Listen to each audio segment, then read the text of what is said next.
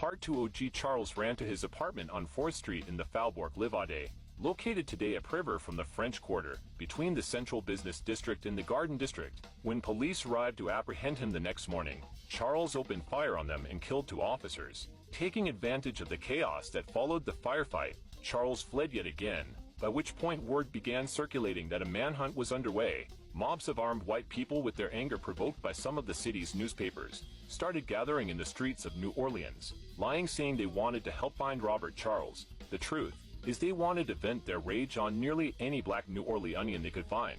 For 3 days, as many as 1,000 whites roamed the streets, indiscriminately shooting at and beating black people. Finally, on July 27th, Charles was located in a building on Saratoga Street in the Faubourg Lafayette, at which point the police and the mob closed in on the location and surrounded it. The next day, a crowd of white New Orleans residents gathered at the location where the policemen were killed and called for the lynching of Charles. Numerous events of lawlessness and civil unrest as mobs of whites roamed the city to terrorize the city's black community occurred over the next 3 days. On July 25th, 3 blacks were killed.